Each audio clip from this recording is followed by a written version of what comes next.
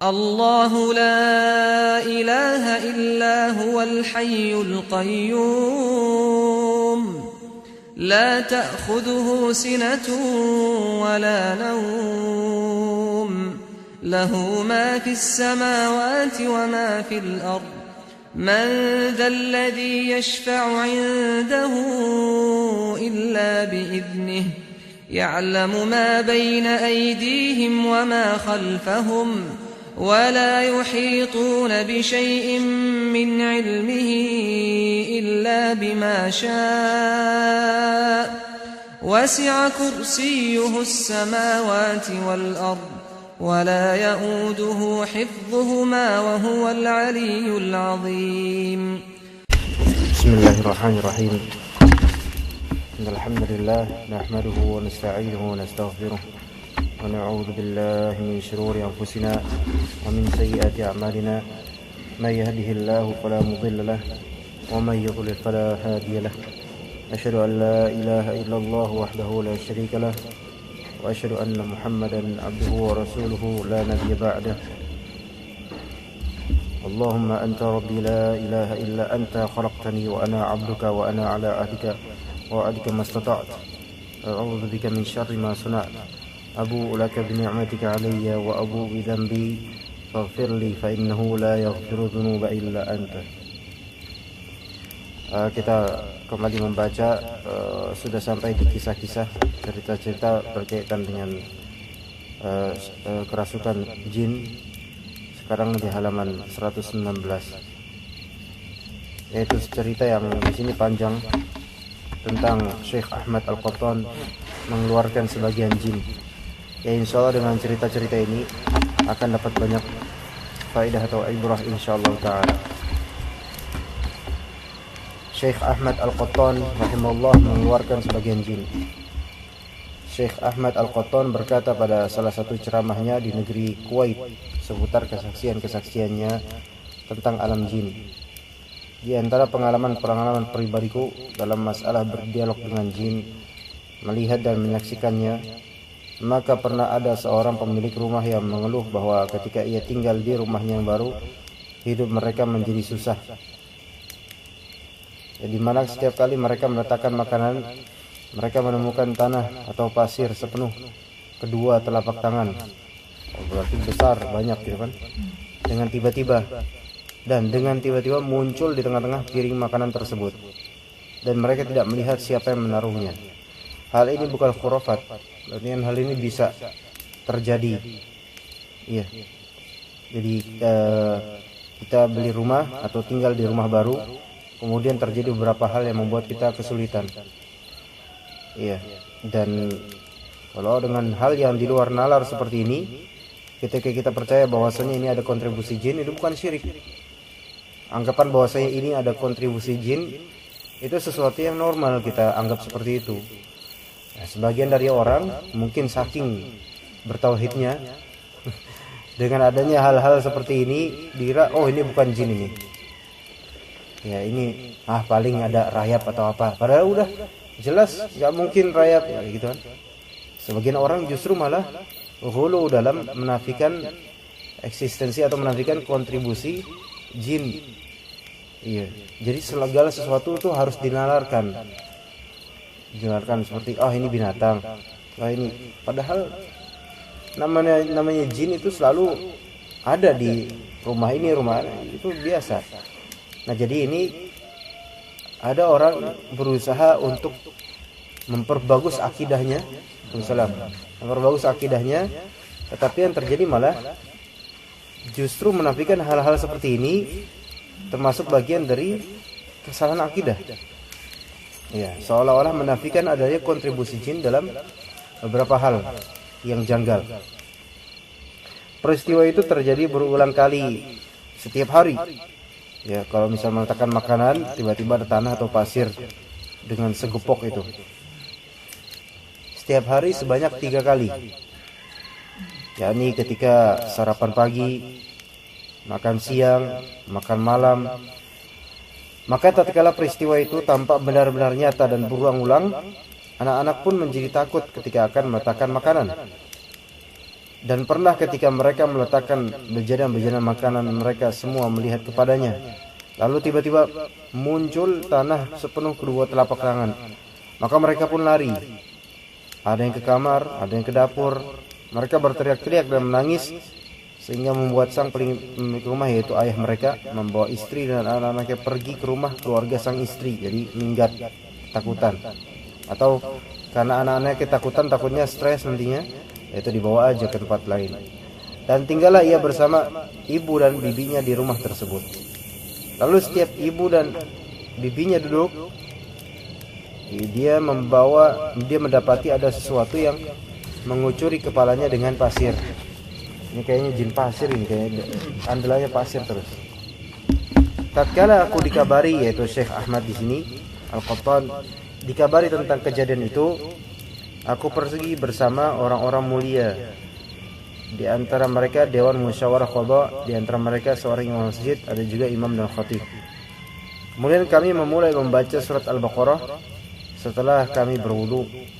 Dan aku ingat bahwa saat itu adalah malam Rabu setelah sholat Isya, dan hari itu adalah hari yang sangat menyiksa bagi mereka karena dibacakan ini.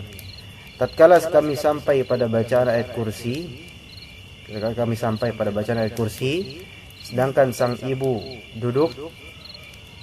Jadi ayat kursi kan dalam Al-Baqarah, dari awal Al-Baqarah terus baca sampai ayat kursi. Sedangkan sang ibu itu duduk di halaman rumah di musim kemarau. Anaknya pun memanggil kami dan mengatakan, "Kemari kalian dan lihatlah," kata anaknya. Maka kami meninggalkan seorang saudara kami membaca Al-Quran, dan kami pun keluar untuk melihat. Di mana saat itu sang ibu mengenakan mantel, dan ia duduk di halaman rumah, sedangkan tanah turun dari kepalanya, seolah-olah keluar dari kepala dan turun dari atas mantelnya tanah. Lagi-lagi tuh tanah lagi tuh. Tatkala kami menyelesaikan bacaan surat Al-Baqarah, maka habislah tanah tersebut dan menghilang, tidak kembali lagi. Sudah selesai gangguannya. Ya. Kemudian sebelum datangnya salah satu musim haji, tepatnya 3 bulan sebelumnya, maksudnya di sini sepertinya sebelum musim haji, aku kelihatan kehilangan suaraku, terlebih ketika aku menyiapkan khutbah Jumat. Di sini syekhnya nih. Dan ketika aku hendak naik ke atas mimbar, seakan-akan di sana ada yang mencekiku, waalaikumsalam, dari dalam. Lalu suaraku hilang. Ya. Lalu suaraku hilang. Ketika itu aku membawa sebagian obat-obat dan suplemen. Lalu aku meminumnya sebelum naik ke atas mimbar. Dan aku mengatasinya sendiri sampai aku selesai dari khutbah dengan sangat sulit sekali, sampai suaraku benar-benar hilang. Lalu aku pun berkhutbah kepada orang-orang dengan isyarat. Itu jadi khutbah Jumat di depan orang-orang, suara parau gitu, udah pakai isyarat aja. Sebagian orang berkata kepadaku, mungkin hal tersebut karena kebanyakan pelajaran dan ceramah, kebanyakan kajian.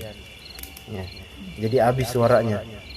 Kadang-kadang emang gitu, Ustadz kebanyakan kajian itu suaranya itu langsung ini, kadang rusak malah jadinya untuk sementara.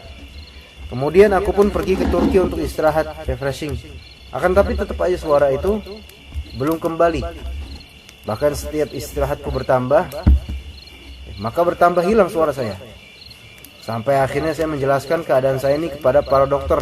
Sana sini dilapor sama dokter. Dan setelah memeriksa, check up, semua dokter mengatakan kami tidak melihat suatu penyakit apapun.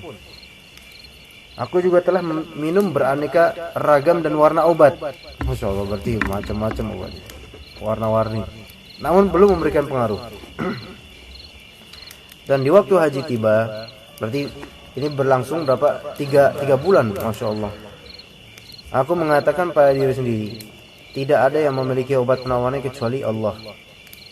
Aku bertemu dengan ratusan saudara di waktu haji, dan mereka memaksaku untuk menyampaikan pelajaran dalam keadaan suara kayak gitu.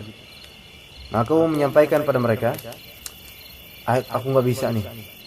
Setiap kata yang terucap, ya, maka aku harus minum air. Ini kayak waktu ngaji di Masjid Hijau malam-malam yang Sahih Bukhari itu Pak Sumitro, baru ngomong sedikit tuh rasanya gatel, harus minum air. Tapi ini pasti lebih parah ya. Mereka berkata minumlah, dan mereka pun meletakkan air di depanku. Lalu apabila aku mengatakan alhamdulillahirabbil alamin, aku pun minum. Dan begitulah seterusnya. Sementara suaraku hampir tidak terdengar. Aku hanya berbisik-bisik. Maka tatkala mereka mengetahui keadaanku seperti ini, yaitu para tulab ya, yang mengelilingin, mereka bersedih, empati dan berjanji kepadaku bahwa mereka akan memohon dan berdoa kepada Allah di waktu Arafah agar Allah menyembuhkanku. Dan di waktu Arafah, para saudaraku itu terus-menerus mendoakanku. Tatkala aku pulang untuk yang kedua kalinya setelah menunaikan haji, maka datanglah seorang saudara seraya mengatakan bahwa di universitas terdapat seorang perempuan yang hafal surat Al-Mu'min, itu surat Al-Ghafir, dan surat Yasin, dan memahami semua kandungan Al-Quran. Kemudian secara tiba-tiba dia lupa surat Al-Mu'min dan Yasin, dan tidak ada satu kata pun yang dia pahami ketika membaca Al-Quran. Itu hilang itu ilmunya. Ya, gimana tuh Pak? Hilang ilmunya tuh. Ini satu ilmu Al-Quran loh, ya kan? Kemarilah, lihat keadaannya. Coba lihat perempuan itu yuk. Maka aku mengatakan yuk, insyaallah. Kemudian tatkala tiba hari berikutnya, datanglah orang yang sama seraya berkata, ada berita lain. Aku bertanya, apa berita lain itu? Dia menjawab, sudah jelas bahwa perempuan ini dirasuki sesuatu antara waktu ini dan waktu ini yang ia tidak ketahui. Apa sesuatu tersebut? Kemudian sesuatu itu mendatanginya di dalam mimpi. Lalu ia berkata kepadanya, saya adalah jin dan sayalah yang berada di dalam dirimu. Ini jadi perempuan itu yang tadi kehilangan hafalan dan juga pemahaman Al-Quran, suatu malam mimpi ada jin yang dalam dirinya, saya jin dan sayalah yang berada di dalam diri kamu, diri perempuan itu, dan sampaikan kepadanya, ya, sampaikan kepada Syekh Al-Qattan bahwa ia terkena penyakit ain. Penyakit ain itu pandangan jahat atau hasad. Maka hendaklah ia meruqyah dirinya. Syuf, lihat, ain bisa membuat syekh ini, syekh loh, ulama, kehilangan suara. Iya, itu ain. Nah, maka dari sini aku mulai membuka kitab-kitab seperti Zadul Ma'ad, kitab-kitab Ibnu Taimiyah, dan kitab karya Umar Al-Ashqar tentang alam jin dan para syaitan. Saya mendapati secara kebetulan hadis-hadis dan ayat-ayat untuk mengobati penyakit ain. Dan ain itu adalah benar adanya, hak. Dan aku pun mulai membaca, ya, meruqyah, dan seminggu setelah selesai menunaikan ibadah haji, suara pun kembali sebagian biasanya dengan karunia Allah dan kekuatannya, maka bahkan lebih keras daripada biasanya. Aku pernah mengajar suatu mata pelajaran atau menyampaikan khutbah di mana ketika aku memulainya suaraku menjadi keras. Akan tetapi apabila sudah di pertengahan atau di akhir pelajaran, suaraku menjadi lemah dan serak. Adapun sekarang dengan karunia Allah, sekiranya pelajaranku berlangsung sampai subuh,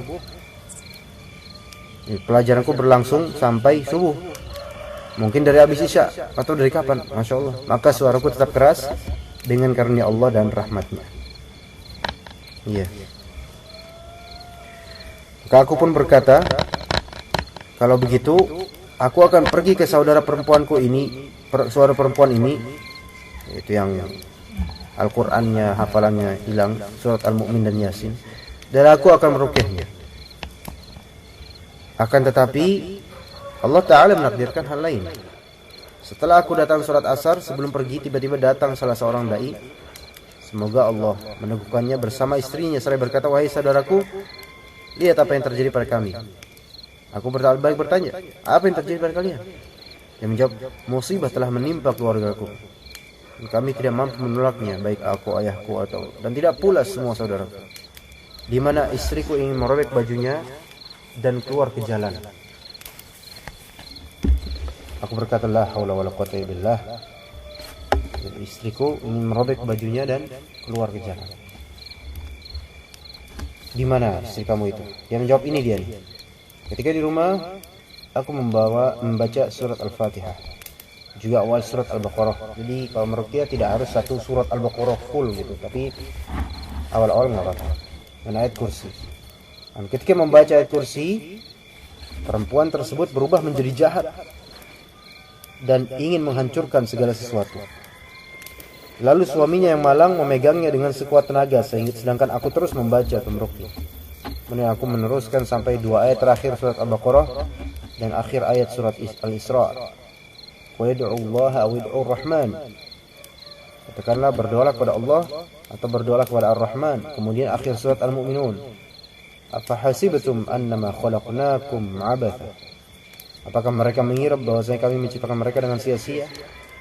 Dan ketika membaca akhir surat Al-Mu'minun, perempuan tersebut menjadi tenang. Kemudian aku membaca surat Al-Kafirun, Al-Ikhlas dan Al-Falaq dan An-Nas. Dan di sini perempuan tersebut berdiri seakan-akan tidak pernah terjadi sesuatu pun dalam dirinya. Aku berkata, menakjubkan. Inilah peristiwa yang pertama kali terjadi dalam hidupku. Pada hari yang kedua, syaitan yang sama kembali lagi pada perempuan tersebut. Maka aku membaca ayat-ayat surat-surat yang sama. Lalu ia pun pergi lagi jinnya. Begitu juga pada hari yang ketiga, syaitan yang sama kembali lagi. Maka aku membaca yang sama, lalu dia pergi jinnya. Tatkala setan itu pergi, tiba-tiba perempuan itu berubah menjadi perempuan yang duduk dengan tenang. Setelah cabut setannya pergi, tiba-tiba perempuan duduk dengan tenang, seolah-olah seperti orang tua yang telah berumur 90 tahun yang bongkok punggungnya sampai hampir tersungkur ke tanah. Aku bertanya padanya, ada apa denganmu? Dia menjawab, saya adalah jin muslim. Lalu aku bertanya kembali, apa yang kamu inginkan? Dia menjawab, saya yang memerangi jin jahat itu dari dalam. Jadi jin muslim ini memerangi jin jahat tadi dari dalam. Sedangkan kamu membacakan kepadanya meruqyahnya, akan tetapi saya lemah. Umur saya 90 tahun. Saya tidak mampu mengalahkannya seorang diri. Dan dia telah dikalahkan oleh ayat-ayat Al-Quran dan hadis-hadis. Lalu aku bertanya, ayat-ayat dan hadis-hadis apa yang kamu sukai? Jin muslim itu menjawab ayat kursi, surat Al-Ikhlas, Al-Falaq, An-Nas. Nah, suaminya mendengar dialog ini terheran-heran. Lalu aku berkata kepadanya, berapa umur kamu? Dia menjawab 90 tahun. Aku bertanya kepadanya, apakah kalian mendengar pelajaran-pelajaran, khutbah-khutbah dan ceramah-ceramah? Dia menjawab, hal itu di kalangan kami juga banyak. Maksudnya yang hadir di kajian di sini. Iya. Ya. Coba antum lihat Pak, ada kelihatan? Enggak ada yang bisa ngelihat. Kalau bisa ngelihat kita yang kabur. Jadi mungkin kita ngelucu kayak gini mereka ketawa semua kali ya. Alhamdulillah nggak ngelihat kita. Alhamdulillah, nggak tahu ada yang bercokol di sana sini kan? Nggak tahu. Alhamdulillah. Ya selagi konser juga dihadiri oleh kalangan jin, ya kajian juga dihadiri. Bahkan kita nggak tahu berapa banyak. Ya, mungkin satu kajian kecil kayak gini, kalau memang kita datangnya itu ikhlas, ya Allah Ta'ala akan mengundang jin-jin ini untuk datang, ya jin yang soleh. Kita nggak tahu jumlahnya berapa, banyak mungkin nggak tahu. Ya, Masya Allah. Aku bertanya lagi kepadanya, apakah dia atau perempuan ini telah menyakitimu sehingga kamu masuk ke dalam dirinya? Dia menjawab, tidak. Perempuan ini tidak pernah melalaikan agamanya dan tidak pula melalaikan sholatnya. Hanya saja aku datang untuk membelanya dan menjaganya. Ya. Jadi ini kadang-kadang jin itu sama seperti manusia ya. Bagaimana wa ta'awanu 'alal birri wat taqwa wa la ta'awanu 'alal itsmi wal 'udwan. Syekh bin Baz pun pernah berfatwa untuk mengatakan ketika ditanya, ya kalangan jin juga seperti ya, kadang membantu manusia. Ya. Jin muslim membantu manusia muslim. untuk membela manusia itu, untuk melawan sihir yang menimpa manusia itu. Ya sama-sama saudara, merasa saudaranya. Tapi namanya jin ya, makhluk Allah, belum tentu bisa melawan sihir itu. Kadang jin muslim itu yang kalah, kadang enggak. Manusia, makhluk Allah Ta'ala sama-sama. Ya.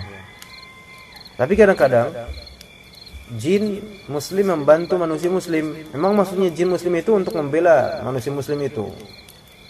Tapi bisa jadi justru bantuan dan pertolongan jin muslim itu malah membuat manusia muslim ini terperdaya. Gitu.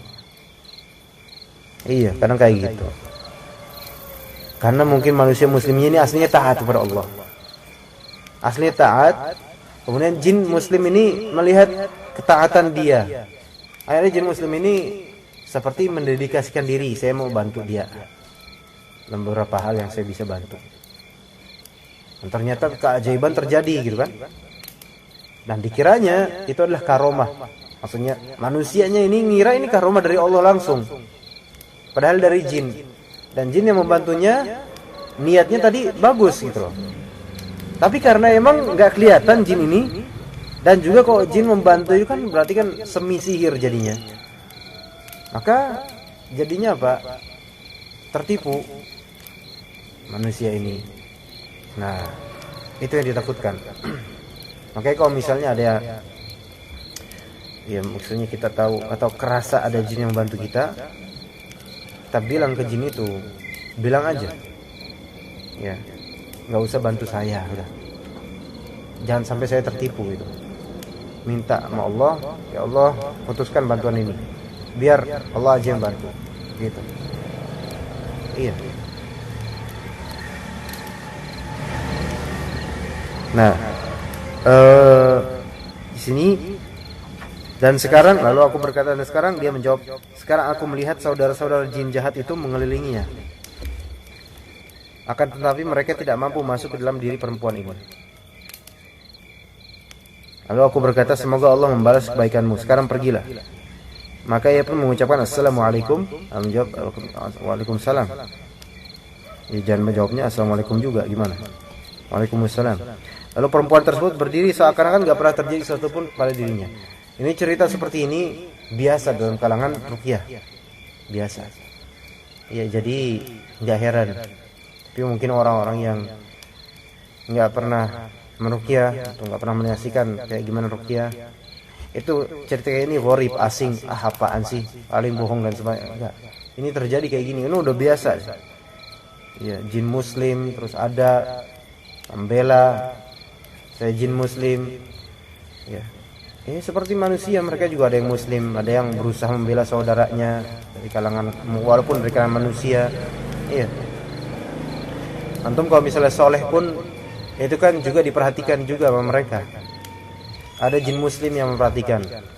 Apalagi kalau misalnya antum pernah mengislamkan jin, ya.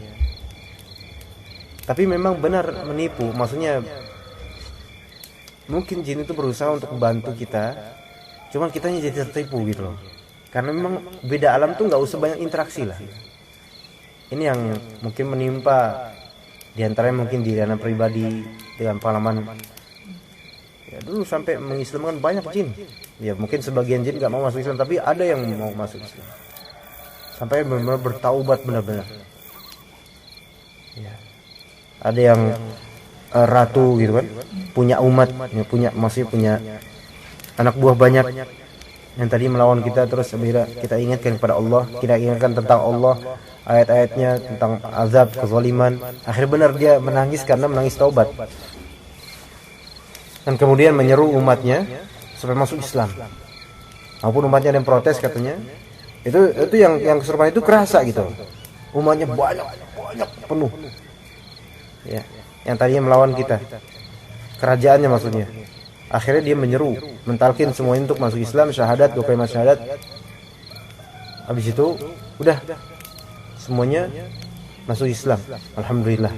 Ya wallahu alam. Apakah ada yang tidak, ada yang enggak, tapi dia memastikan semuanya umat masih pengikut saya masuk Islam semua, alhamdulillah. Mau taubat benar-benar. Iya. Dan kemudian entah dia bilang saya baiat antum. Ana enggak ngajak baiat, tapi dia bilang saya berjanji baiat kepada antum. Jadi maksudnya antum jadi pemimpin kami. Itu terjadi itu di sebuah masjid itu yang ana enggak sebut namanya. Iya. Setelah kejadian itu dia berjanji, ini izin kiriman sihir dari seorang dukun. Tapi kemudian dia setelah kita ingatkan ayat-ayat Allah, nangis sedahsyat-dahsyatnya nangis. Maksudnya nangisnya bukan nangis kesakitan, nangis menyesal. Kita kan bisa ngerasa gitu.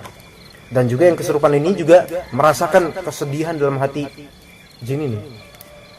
Mungkin orang-orang yang nggak tahu, nggak ngelihat ketika itu, masih nggak ngelihat kejadian ini, paling apa? Enggak, tapi benar ini kerasa. Bertaubat dia benar-benar semuanya. Keluar akhirnya bersama seluruh pasukannya. Dia berjanji, insya Allah anak tinggal di masjid ini sama seluruh pasukan anak.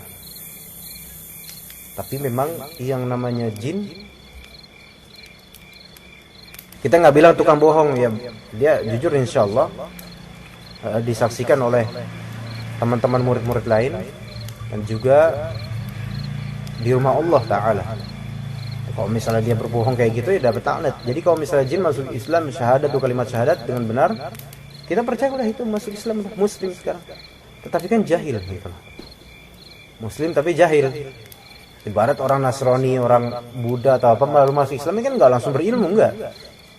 Ya, nah, doakan minta sama Allah mudah-mudahan jadi jin yang benar dan seterusnya ada banyak.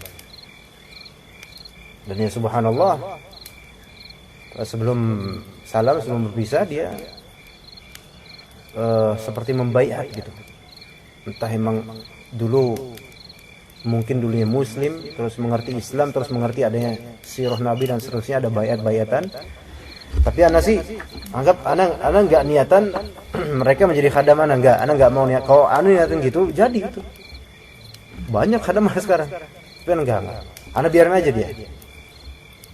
Ya dia menobatkan ana sebagai pemimpin. Udah ana biarin aja. Saya ana juga enggak ada niatan mereka ini menjadi anak buah ana. Tapi setelah itu ya subhanallah, untuk beberapa kasus nggak tahu, kalau anak panggil mereka datang, maksudnya panggil anak nggak bisa lihat. Kalau anak bisa lihat berarti udah jelas, itu berarti ya dalam diri anak udah mereka ngumpul semua di dalam diri anak. Tapi ketika anak panggil, maksudnya ketika anak meruqyah orang, meruqyah orang kan orangnya otomatis kesurupan dan bisa ngelihat dan semacamnya gitu. Ya udah ini mau masuk Islam nggak? Mau masuk Islam atau enggak? Jinnya kalau mau masuk Islam masuk Islam, anak panggil mereka yang ratu dan kawan-kawan itu, maksudnya para orang-orang yang sudah atau jin-jin yang sudah masuk Islam itu, semua datang semua. Ya, dengan izin Allah datang beneran itu, sampai ngelihat itu yang kesurupan ngelihat semua dari yang pernah masuk ke Islam. Dia penuh. Itu ketika itu zaman-zaman ketika anak masih suka ngeruqyah. Iya. Ini kerasanya seperti khurafat, tapi inilah yang apa adanya seperti ini. Dan juga karena mereka ini belum berilmu gitu loh, awam, sangat awam. Bahkan mereka kan dulunya adalah mantan ya penjahat juga jin-jin ini. Sehingga masih ada sisa-sisa kepengin goda manusia, sisa-sisa gini gitu ya. Akhirnya itu yang membuat anak lama-lama merasa ini kalau anak terus meruqyah dan semacamnya ini bakal tertipu anak. Walaupun mungkin jin-jin ini yang muslimin ini kaum muslimin ini dari kalangan jin, mereka nggak bermaksud menipu anak. Itu satu sisi mereka. Sisi lain ya tentu iblis dan antek-anteknya sangat benci ketika banyak yang masuk Islam dari kalangan mereka. Dendam. Saya berusaha juga membalas dan menipu dan semacamnya. Dan itulah yang terjadi mungkin dari banyak para peruqyah yang tidak kembali ke majelis ilmu. Mereka akan semakin tertipu. Melakukan ini dari jarak jauh bisa mental orangnya lebih apa. Itu adalah tenaga dalam itu sendiri. Maksudnya tenaga dalam kan dari jin. Kadang tenaga dalam nggak perlu dipelajari. Ya, bantuan langsung dari jin yang, dan Anda pun kalau misalnya pun mau meneruskan itu bisa sebenarnya, Pak. Tapi alhamdulillah Allah Ta'ala kemudian menegur dengan beberapa kejadian, ini nggak benar, nggak usah, udah akhirnya udah selesai, nggak berprofesi sebagai meruqyah lagi. Ya, kembali ke majelis ilmu, karena ternyata disadari kalau kita sering bermuamalah dengan mereka maka pasti akan semakin menjauh dari majelis ilmu. Itu, dan itu yang terjadi pada banyak peruqyah sekarang. Ya. Kita lanjutkan di sini, ya ceritanya. Setelah 3 hari, suami perempuan itu menelepon dan berkata, jin yang dulu pernah masuk ke dalam diri istrinya namanya Hussein, dan dia berkata, aku ingin memberitahukan kepada Syekh, mintalah ia untuk datang. Aku pun mendatanginya pada hari Jumat. Lalu aku mengatakan kepadanya, apa yang kamu inginkan? Dia menjawab, aku datang untuk mengabarimu bahwasanya aku akan meninggalkan perempuan tersebut untuk selamanya, karena ia sekarang telah terjaga, dan karena ayat Al-Quran dan hadis-hadis menjadi penghalang atau tabir untuk antara dirinya dan jin-jin jahat. Nah ini gini, jadi konsepnya ketika seseorang itu udah kerasukan, berarti penghalang tabir itu udah terkikis, udah bolong gitu. Cara kita menyembuhkan dengan izin Allah, Allah yang menyembuhkan. Untuk membuat tabir atau penghalang itu kembali kokoh, bacakan ayat Al-Quran. Maka semakin melemah jin itu untuk bisa masuk semakin lemah. Sebagaimana akhi yang biasa kesini, yang dulu gampang banget masuk itu. Iya, pokoknya anak sentil gini langsung kemasukan. Maksudnya karena anak tahu ada jin. Walaupun orang kalau nggak tahu ada jin disentil biasa aja, tapi karena anak tahu ada jinnya, disentil aja udah kemasukan. Kalau sekarang alhamdulillah enggak. Seperti dihalangin, Allah jadikan penghalang antara dirinya dengan syaitan itu. Karena apa? Karena di ruqyahnya cuma dengan bacaan Al-Quran. Begitu. Jadi bacaan Al-Quran yang sering continue itu malah membuat terperbaharuinya tabir yang tadinya sempat koyak. Jadi begitu. Konsepnya begitu. Lama-lama sulit kesurupan. Karena apa? Jinnya mental terus. Memang ada pengaruh jinnya, sihir, maksudnya orang itu merasa nggak enak, tetapi nggak bisa dimasukin sama jin itu. Jadi begitu.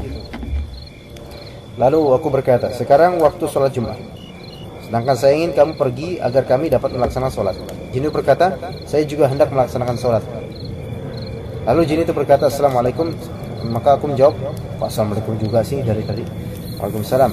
Kemudian perempuan itu berdiri seolah-olah tidak pernah terjadi sesuatu pun pada dirinya. Lalu aku bertanya padanya, apakah kamu mengetahui atau merasakan apa yang kamu katakan? Dia menjawab tidak. Alhamdulillah sekarang dia dalam keadaan baik-baik saja. Kadang-kadang orang kesurupan tahu apa yang diucapkan oleh jin, kadang-kadang enggak kerasa, kadang-kadang kerasa gitu. Kemudian Al-Qattan berkata, peristiwa ini adalah di antara puluhan peristiwa yang aku saksikan, yang aku ceritakan, untuk menetapkan dan menunjukkan dengan keyakinan dengan pasti dan dengan pengalaman pribadi bahwa di sana terdapat suatu alam dari beberapa alam yang tidak dapat kita lihat dan kita saksikan, yang tidak berpengaruh pada manusia kecuali dengan izin Allah. Dan sungguh Allah telah memberikan terapi, obat-obatan, ruqyah. Ruqyah itu juga bisa diartikan kalau bahasa Sunda jampi gitu kan. Jadi jangan antum lihat jampi selalu tentang mantra sihir gitu. Jampi ya tentang klinik dan semacamnya. Jampi itu bahasa istilah kitanya untuk ruqyah gitu. Apapun itu yang kita ucapkan itu jampi. Ya, makanya ada WhatsApp dari Ratu Jin, bukan ke ana, ke peruqyah lain ada. Ya, jadi ada seorang perempuan entah sihir atau dia pemakai jin, sampai ada jin apa namanya? Ada istilah, astagfirullah, ana lupa. Ada istilah, ana ada screenshotnya dari teman. Jadi udah lama diruqyah sama peruqyah, dia nggak bisa kabur, nggak bisa pergi ya, maksudnya tetap aja di situ. Saking jahatnya itu jin pengen menghancurkan perempuan ini. Ya. Sampai akhirnya jin itu, perempuan itu karena empat gitu sama para peruqyah, akhirnya menghasut para peruqyah. Dia adu domba. Ya. Dan setelah terjadinya adu domba, maka perempuan itu jin perempuan ini merasuki perempuan ini dan kemudian memberikan chattingan WhatsApp kepada ruqyah yang biasa meruqyah dia. Dasar lo apa bahasa Sunda. Sia-sia kan. Lo aing ratu ini. Siapa yang bisa ngelawan aing? Pakai bahasa Sunda kasar. Iya. Ya, jadi kayak gitu. Iya.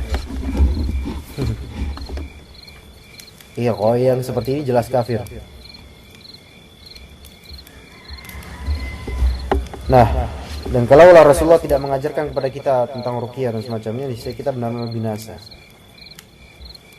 Dan aku pun pernah menemui Syekh Hamid Al-Ajlan yang pernah mengobati orang-orang yang kerasukan jin sejak lama, dan beliau memiliki pengalaman dalam hal itu. Lalu aku memintanya untuk menceritakan kepadaku sebagian peristiwa yang beliau alami di saat mengobati orang-orang yang kerasukan jin. Lalu beliau pun menceritakan kepadaku. Dan juga kalau anda boleh ini bilang, ustadz yang nggak punya pengalaman meruqyah itu baiknya nggak usah ngomong tentang ruqyah, benar kan? Iya. Olah hatta soleh ustadz itu. Maksudnya, iya meruqyah memang butuh teori dan memang ada teori syar'inya. Tapi kalau belum punya pengalaman atau pengalaman sedikit sekali, jangan banyak bicara tentang ruqyah, apalagi menyalahkan para peruqyah begitu saja. Iya, karena emang pengalaman dalam ruqyah itu memiliki kepentingan sendiri. Jadi tidak sekedar teori, karena lapangan ini juga butuh pandangan juga, tinjauan. Ya, seperti ini juga para masyayikh ini, para syekh ini, mereka dari segi lapangan mereka juga punya pengalaman. Iya. Sayangnya beberapa ustadz yang punya pengalaman meruqyah pun tidak, karena sehari-harinya mungkin pengajian biasa seperti ini, yaitu bicara tentang ruqyah dan di kalamnya justru ada beberapa yang kontradiktif. Iya, kalau bagi kita yang sudah biasa maksudnya tahu tentang ruqyah, jadi ini ustadz sepertinya jelas ini ustadz ini nggak pernah meruqyah, maksudnya nggak punya pengalaman banyak tentang ruqyah. Dan karena dia berbicara tentang ruqyah, akhirnya omongannya kontra, namun masyarakat awam ya mengamini begitu saja. Iya. Jadi pengalaman itu penting dalam hal ini. Ya. Contoh di sini ada cerita seseorang yang kesulitan berjalan. Syekh Hamad berkata, ada seorang laki-laki yang mengalami kesulitan dalam berjalan. Ia tidak mampu berjalan dan merasa sangat pusing di kepalanya. Dia telah masuk rumah sakit, namun para dokter mengatakan ia sehat, tidak ada sesuatu penyakit pun padanya. Setelah itu diketahui bahwa pada dirinya terdapat jin perempuan yang mengaku telah dipukul olehnya. Kemudian salah seorang ikhwan ada yang mengeluarkan jin tersebut sebelumku dengan membacakan ayat-ayat ruqyah kepadanya. Ya kan? Akhirnya udah hilang itu jin, maksudnya nggak masuki lagi. Dan setelah ikhwan itu meninggal, kembalilah jin tersebut kepada lelaki itu. Nah, kadang-kadang kayak gitu. Kadang-kadang emang bebas, sudah selesai. Namun setelah peruqyahnya meninggal, balik lagi tuh jin. Itu udah biasa gitu. Dan setelah 3 kali aku berusaha dengan membaca Al-Quran Karim kepada lelaki yang sulit berjalan tersebut, maka keluarlah jin tersebut dengan izin Allah, dan segala puji bagi Allah Ta'ala. Jadi ini bukan khurafat. Jin itu dengan izin Allah bisa membuat manusia sakit, lumpuh, padahal nggak ada apa-apa. Ya, pusing. Karena kalau hari Sabtu ini hari Sabtu biasanya. Hari Sabtu kajian ke Rawa Bambu itu seringkali diserang rasa kantuk yang sangat di atas motor. Iya. Sering itu. Dan ana yakin itu bukan murni fisik. Karena ini sekarang bugar. Iya. Kenapa? Karena memang di Rawa Bambu itu memang khusus, itu memang ada permusuhan dari mereka, di antara mereka. Nah, tapi begini, jin itu pun setan, kalau misalnya itu setan, nggak bakal dia ridho kita mati dalam fisabilillah. Sehingga anak bilang, ya ana a'udzubillahi minasyaitonir rajim, benar. Tapi kalau ana mati di perjalanan ini, ana mati insyaallah fisabilillah. Akhirnya enggak maksudnya syaitan yang berusaha untuk membuat anu semakin ngantuk serba salah otomatis. Itu kan membuat anak merasa ngantuk supaya anak males ke sana. Urung nggak jadi kemari gitu. Kadang malah bisikan secara apa ya, perasaan balik aja males gitu. Tinggal kalaupun sampai anak terganggu, sampai oleng jatuh di tengah jalan ketabrak, fisabilillah alhamdulillah gitu kan. Tapi itu nggak mau setan nggak mau kayak gitu. Maka mereka yang serba salah. Iya, begitu. Sering itu khusus untuk kerol bambu itu sering. Iya, karena memang ada sejarahnya itu anak melawan mereka di sana. Sampai murid-murid juga ada yang kesurupan pas kajian. Itu udah lama tapi. Iya. Gitu. Kedua, seorang lelaki mandi dengan darah. Syekh Ahmad berkata, ada seorang lelaki sedang mandi di kamar mandi. Lalu tiba-tiba dia melihat ayat tersebut berubah menjadi darah. Masya Allah. Tuh. Hal ini bukan khurafat. Kayak film-film. Ya film-film juga terinspirasi dari kejadian-kejadian real yang ada. Gitu. Film-filmnya nggak buat-buat juga. Karena emang kejadiannya kayak gitu, ilustrasi kayak gitu dalam dunia nyata ya udah dijadikan film. Dan lelaki itu pun kerasukan jin pada waktu itu. Iya, ini hal yang terjadi. Ini syekh alim yang mengatakan pembicaraan ini. Dan ketika diruqyah, jin perempuan itu berkata melalui lisannya laki tersebut, bahwasanya dia telah menginjaknya dengan telapak kakinya tanpa dia sadari. Ini yang kita bilang kadang-kadang jin itu merasa terzalimi pada manusia nggak tahu, kemudian diserang. Setelah dilakukan usaha dan upaya-upaya yang banyak serta nasihat-nasihat, maka dengan karunia Allah jin itu keluar dan laki tersebut sembuh total. Kadang misalnya bikin bangunan, itu sarangi rumahnya, kadang kayak gitu. Iya, kadang kayak gitu. Kemudian diserang orang itu. Ya mungkin karena merasa dizolimi. Kita nasihati tuh jin, ini nggak bisa kayak gini, kita nasihati. Sebutkan dalil-dalil. Huwallazi ja'ala lakumul arda Huwallazi khalaqa lakum ma fil ardi jami'an. Dari surat Al-Baqarah ada. Kasih tahu baik-baik di sini tuh. Kasih tahu baik-baik.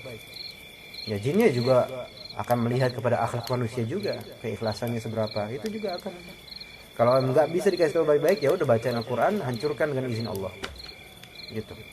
Jadi kadang-kadang kita mungkin enggak sengaja seperti berbuat zalim pada jin. Rumahnya kita hancurkan gitu kadang-kadang. Kemudian jin itu menyerang balik akhirnya dengan konco-konconya. Hal ini hukum alam, sunnah kauniyah yang membuat kehidupan ini semakin berwarna sebenarnya. Ada ke belakang sana, ke rumah belakang Bu ini Pak. Bu siapa yang rumah? Hah? Bulela ya. Nah, yang belakang itu bambu-bambu kan. Nah, itu ada di situ itu bambu-bambu itu liar banget itu. Terus ini kan belakang ini got ini sungai kecil nih got ini. Kan di sana kan ada juga, maksudnya dari sana kan. Itu ada daerah yang isinya tuh batang-batang pohon panjang besar, banyak bagus, indah gitu di sana kan. Kayak di surga lah pokoknya. Tapi saya yang kotor sungainya, hitam. Tapi jernih di sana nggak terlalu kotor. Nah, itu wah subhanallah. Itu kalau bernaung di situ kayak enak. Apalagi banyak burung-burung di sana juga banyak. Nah, di sana. Anda jalan di sana sendirian, emang sepi nggak pernah ada orang di sana emang. Nah, terus di pinggir sungai, di pinggir itu kan ada sedikit jembatan dari ini Pak, tahu nggak? Ada jembatan dari batang-batang pohon dibuat oleh orang-orang. Dekat situ ada semacam tumpukan dari apa ya? Kayu atau apa gitu, tumpukan-tumpukan banyak segini. Di bawahnya itu rayap-rayap binatang-binatang yang bisa bersembunyi di tempat lembab itu lah. Anak buka gini, pengen tahu siapa tahu ada ular gitu kan. Pikiran anak ke situ. Tapi ada bisikan, jangan ganggu rumah kami. Iya, maksudnya ada pikiran gitu. Oh gitu ya udah. Tapi kan ada beberapa yang robek-robek jadinya kan gara-gara anak gini. Oh bisikan gitu. Jangan ganggu gitu. Marah tapi nggak berani dianya juga. Oh ya udah, daripada anak tadi nanti jadi hujah buat mereka karena anak zalim, udah. Dan anak pulang, dedeknya sering nangis habis itu. Mungkin balas dendam. Tapi akhirnya saat nangis, anak peluk, anak balasin aja. Sambil lah berarti ya udah kalau misalnya memang saya salah, ini saya nggak sengaja. Setelah itu emang dedeknya dalam hari itu doang loh ya, berkali-kali nangis tanpa sebab dan keras nangisnya. Ya mungkin karena memang dendam dianya. Ya hal seperti ini, ya inilah kehidupan. Jadi kita nggak sendirian, sehingga kita kalau melakukan sesuatu, Bismillah, waspada dan seterusnya. Gitu. Jangan sembarangan, apalagi di tempat-tempat yang terindikasikan mereka tinggal di situ, seperti rumah kosong. Belakangnya rumah yang merah itu kan ada rumah kosong, mau masuk situ, maksudnya jangan macam-macam dalam artian bukan juga kita takut misi dan semacamnya, bukan, tapi nggak usah merusak sesuatu yang bukan hak kita gitu. Kemudian masih ada di sebenarnya, tapi sepertinya kita cukupkan sampai sini aja ya, karena panjang sekali ya. Besok kira-kira diadakan enggak kira-kira? Hari Ahad. Terserah Anda, tersantum juga nanti datang apa enggak. Antum enggak datang. Antum ada, Pak? Nah, ya udah, insyaallah besok pagi Ahad ada subuh yang bisa datang ke Papua. Ya, kita lanjutkan. Kita cukup aja sampai sini dulu ya. Karena masih panjang ternyata. Ya, bukan subhanakallahumma bihamdika asyhadu an la ilaha illa anta astaghfiruka wa atubu ilaik.